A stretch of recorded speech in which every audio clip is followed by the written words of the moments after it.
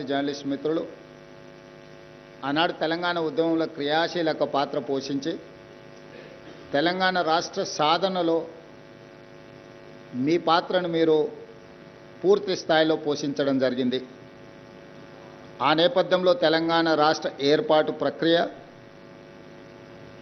State appointed day June 2, 2014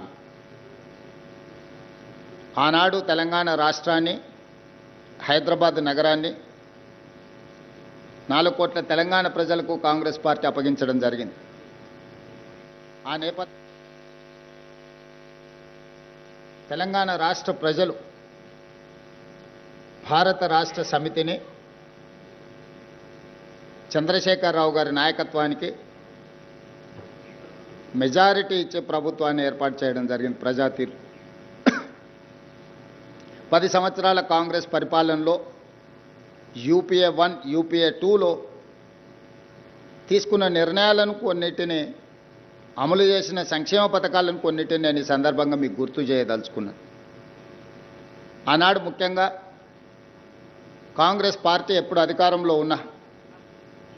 రైతులు, మహిళలు, విద్యార్థి నిరుద్యోగ యువకులు, అదేవిధంగా రాష్ట్రం యొక్క అభివృద్ధిని కొనసాగించడానికి అవసరమైన ప్రణాళికలను 4 విభాగాలుగా భావించి ఆనాటి ప్రభుత్వం తీసుకున్న నిర్ణయాలు మీకు అందరికీ తెలుసు. రైతుల సంబంధించిన సంక్షేమ పథకంలో ఎల్బీ స్టేడియంలో ప్రమాణ స్వీకారం చేసిన తర్వాత మొట్టమొదటి సంతకం ముఖ్యమంత్రిగా డాక్టర్ వైఎస్ రాజశేఖర రెడ్డి గారు ఉచిత కరెంటు మీద, రైతుల మీద పెట్టిన వేలాది క్రిమినల్ కేసుల మీద, రైతులకు వ్యవసాయ బిల్లులు దాదాపుగా 1,300 కోట్ల రూపాయల బకాయిల రద్దు మీద మొట్టమొదటి సంతకం చేయడం ద్వారా వ్యవసాయం దండగ కాదు, వ్యవసాయాన్ని పండుగ చేయాలని, రైతును రాజును చేయాలని ఆనాడు రాజశేఖర రెడ్డి గారు ఉచిత కరెంటును ప్రవేశపెట్టడం జరిగింది. ఆ తర్వాత రైతు రుణమాఫీ జాతీయ స్థాయిలో 72,000 కోట్ల రూపాయల రైతు రుణమాఫీని డాక్టర్ మన్మోహన్ సింగ్ గారు అమలు చేయడం జరిగింది. ఈనాడు రైతులు దళారుల చేతుల్లో లేకపోతే మిల్లర్ల చేతుల్లో మోసపోకుండా ఉండడానికి కనీస మద్దతు ధర విధానాన్ని తేవడమే కాకుండా పక్కడ్బందీగా అమలు చేసి రైతులు పండించే పంటకు కనీస మద్దతు ధరను ప్రకటించి అంతకంటే తక్కువ ఎవరైనా రైతుల నుంచి పండించిన పంటను కొంటే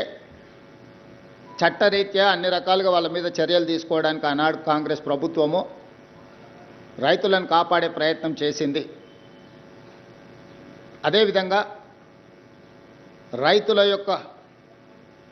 కరువు సమస్యల్ని, వలస సమస్యల్ని పరిష్కరించడానికి జలయజ్ఞం పేరు మీద ప్రాజెక్టుల నిర్మాణం వేగవంతం చేయాలి, అత్యంత ప్రాధాన్యతతో కూడుకున్న ప్రాజెక్టులను పూర్తి చేయాలని ముఖ్యంగా తెలంగాణ రాష్ట్రానికి సంబంధించి కల్వకుర్తి ఎత్తిపోతలు కావచ్చు, భీమా, నెట్టంపాడు, కోయిల్ సాగర్, జూరార్ల ప్రాజెక్టుల యొక్క పూర్తి కావచ్చు, ఆర్డీఎస్ ప్రాజెక్టు యొక్క ప్రక్షాళన కావచ్చు, రాజీవ్ సాగర్, ఇందిరాసాగర్ కావచ్చు,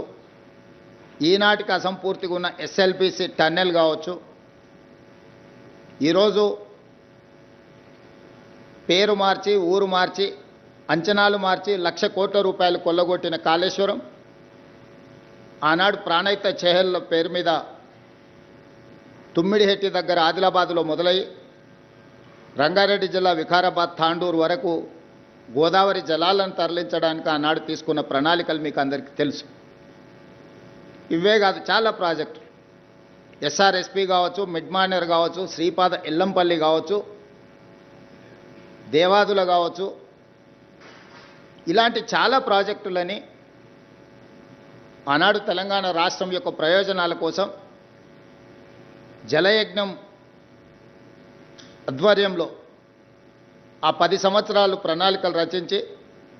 చాలా ప్రాజెక్టులను వేగవంతంగా పూర్తి చేయడానికి ప్రయత్నం చేసింది. ఈనాడు మనం గుర్తు చేసుకోవాల్సిన పేదల యొక్క గుండె ధైర్యం పి జనార్దన్ రెడ్డి. హైదరాబాదు నగరంలో ఉద్యోగ ఉపాధి అవకాశాల కోసం ఇతర జిల్లాలు, ఇతర రాష్ట్రాలు, ఇతర దేశాల నుంచి ఇక్కడికి అవకాశాలను వెతుక్కుంటూ వచ్చే ప్రజలు, వేగంగా విస్తరిస్తున్న నగరం, ప్రజల అవసరాల మేరకు మౌలిక వసతులు లేకపోవడం వల్ల ప్రధానంగా తాగునీటి సమస్య తీవ్రమైనప్పుడు మీరందరూ రిపోర్ట్ చేసిన జర్నలిస్టులే ఇక్కడ ఉన్నారు. ఎండాకాలం వస్తుందంటే సచివాలయం ముందు వేలాది మంది ఆడబిడ్డలతో కుండల ప్రదర్శనలు చేసి ఆనాటి ముఖ్యమంత్రి చంద్రబాబు నాయుడు గారి మీద ఒత్తిడి తీసుకొచ్చి విధిలేని పరిస్థితులు కల్పించి 99-2004 సంవత్సరంలో ప్రధాన ప్రతిపక్ష నాయకుడుగా, సిఎల్పి నాయకుడుగా పీజేఆర్ గారు అసెంబ్లీలో అల్పెరగని పోరాటం చేసి నాగార్జున సాగర్ నుంచి కృష్ణానది జలాలను హైదరాబాద్ నగర ప్రజల యొక్క దాహార్తిని తీర్చడానికి పి జనార్దన్ రెడ్డి గారు ఎనలేని కృషి చేసి ఈనాడు హైదరాబాద్ నగరంలో కృష్ణా ఫేజ్ 1, ఫేజ్ 2, ఫేజ్ 3, అదేవిధంగా రోసయ్య గారు, కిరణ్ కుమార్ రెడ్డి గారు గోదావరి జలాలను తరలించాలని, అంతకంటే ముందు మంజిరా, సింగూరు నుంచి వచ్చే తాగునీటి జలాలను వృధా కానియకుండా జంట నగరాల దాహార్తిని తీర్చడానికి నిజాం సర్కార్ కట్టిన గండిపేట నుంచి వచ్చే తాగునీటి సమస్య తర్వాత ఈ ప్రాజెక్టులే నగర విస్తరణకు, వేగంగా ఈ నగరం అభివృద్ధి జరగడానికి ఈ సమస్యలను పరిష్కరించి ఈనాడు ఐటీ, ఫార్మా, ఎడ్యుకేషనల్ ఇన్స్టిట్యూట్స్ ఒక నాలెడ్జ్ హబ్గా హైదరాబాద్ మారింది అని అంటే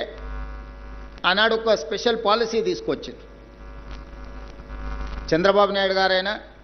డాక్టర్ వైఎస్ రాజశేఖర రెడ్డి గారైనా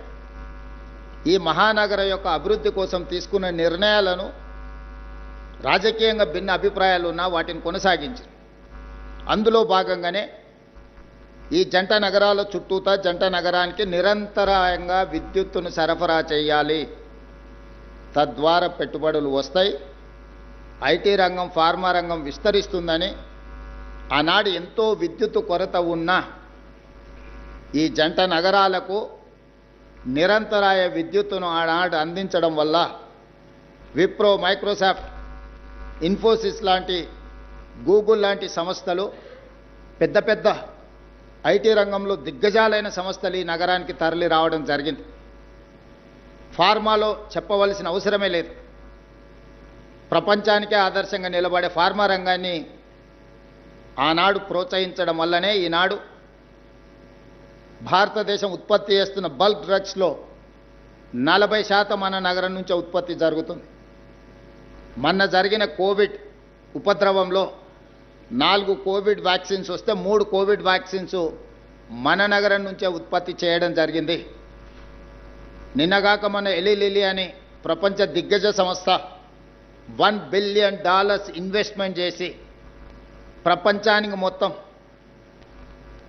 వాళ్ళు సరఫరా చేసే మందులను ఇక్కడనే ఉత్పత్తి చేసి ఇక్కడి నుంచే ప్రపంచానికి అందిస్తామని చెప్పి ఈరోజు మొదటి విడతగా $1 బిలియన్ ఇన్వెస్ట్మెంట్కి ఈరోజు మన నగరానికి తరలి రావడం జరిగింది. ఇలాంటి చాలా సంస్థలు మేము వచ్చిన తర్వాత global capability centres, data centres, ఇతర సంస్థలు, జీసీసీలు, ఈ దేశంలో వచ్చిన ఫార్చ్యూన్ 500 కంపెనీలకు సంబంధించిన జీసీసీలు ఈ దేశానికి వచ్చిన దాంట్లో 70% ఓన్లీ హైదరాబాద్ నగరానికే తరలి వచ్చినాయి. అందులో అమెరికన్ ఎయిర్లైన్స్ కావచ్చు, మెక్డొనాల్డ్స్ కావచ్చు, వాన్గార్డ్ కావచ్చు, లేకపోతే కాగ్నిజెంట్ కావచ్చు, ఇట్లా నేను చెప్పుకుంటూ వెళ్తే ప్రపంచాన్నే శాసించగలిగే సంస్థలన్నీ కూడా ఈరోజు హైదరాబాద్ నగరం